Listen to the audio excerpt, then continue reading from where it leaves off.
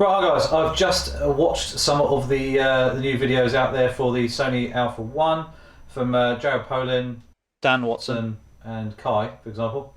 Yeah, absolutely really cool bit of kit. Complete beast mode camera, absolutely bonkers. Yeah, we can start comparing it to other cameras out there and stuff like that, but to be honest, you might as well just look at the Sony line. So in the real world, look at what Sony already have. The A1 has just blown everything else out of the water. Doesn't matter about the other makes really, because if you're a Sony user and you own Sony lenses, you're going to stay with Sony, aren't you? And if something really pissed you off, then you might move to Canon or Nikon or something. So until that period of time comes, unless you use both makes, it's up to you. But for me, I use Sony, got Sony lenses, and everything works for me pretty well. So I'm very pleased with the systems I have. But the A1 is something that's very tempting. I just have a few concerns, and you know, it's kind of made me decide what I'm going to do. The concerns are, what's the second-hand value going to be like in a year? So if you think about it, £6,500 or $6,500, whatever, plus 2 memory cards, you're looking at 7,000, 7,100-ish, or even a bit more possibly, for 2 CF Express A cards to go in it as well, to really make the benefit of that camera. In 1 year, are you likely to make enough money extra to cover the value of that camera? I always look at it as if you can pay for that camera within a few jobs, it's fine, it's good. But obviously at this moment in time, work, extra income and all this sort of stuff is very varied at the moment for a lot of people, so that's another concern. So keeping the money in the bank for now anyway, my Sony A7R4, fully paid for, it's done its thing, it's earned its money, blah blah, and you know, it's still a great camera. We can't diss any of the cameras out there today. Everything from the A6400, or even before that actually, to be fair, you know, right through the range up to say the A9 II and the A7R4, you know, and you know, it is us being, you know, wanting more all the time, which is absolutely fine. I think that's right. At the end of the day, we always want something better, but in the real world, does it warrant spending that much money right now?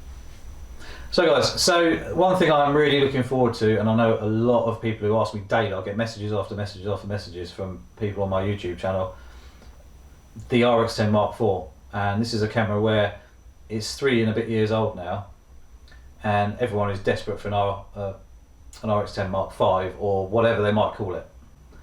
You know, we don't know what they're going to call it if they do release it, but the technology jump now with the A1 has just shown what is really possible on the full frame side of things. So what is possible with a 1-inch sensor or an APS-C size sensor that they can cram into a body like that allows us to have something like 24 to 600 or 24 to 800 or something like that, with an f4 lens that's wide open at f2.4, maybe even an f1.4 would be nice.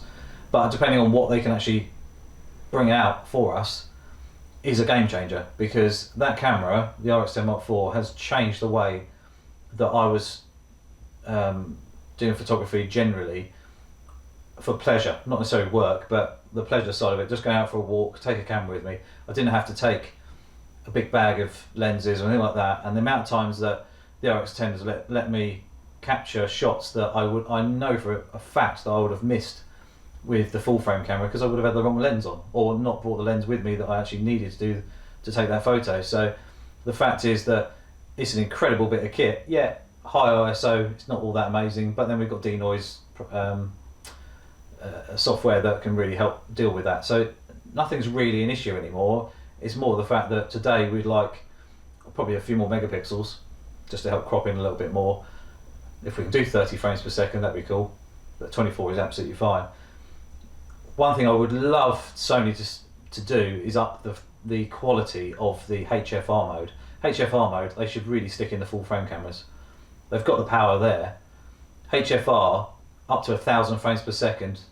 The 3 second to 7 second burst is absolutely perfect. People don't understand that basically you'll loop an image, or loop a moment, and you set something up, and then when you drop, say if you drop a stone into a bucket of water, for example, or a coin into some water, that period of time where it's gone splash is only half a second anyway. So you don't necessarily need something that long to actually capture stuff like that. So having, 1,000 frames per second in 4K, or 500 in 4K, for example, or even 250 in 4K, would be really, really quite cool to have. And with a smaller sensor, compared to a full frame, you can actually get that out of them quite easily now, I'd imagine, because obviously they're just smaller. The smaller the sensors, the easier they can do it. I mean, they can do it with mobile phone sensors, which are tiny. So, that's something that we'd really love. Just the updated autofocus system, anything like that. This new camera that they could possibly release. Also bigger battery as well, because everyone knows about the battery life. It's not really that bad.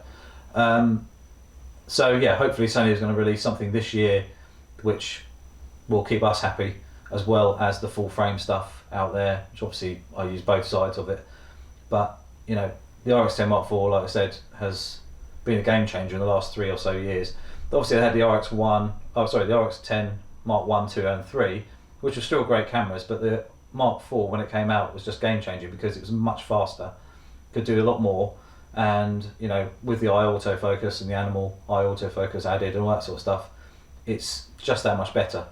Yeah, it had quite a high price tag, but still in the affordable range of sort of 1,800 quid compared to the A1, which is obviously 6.5.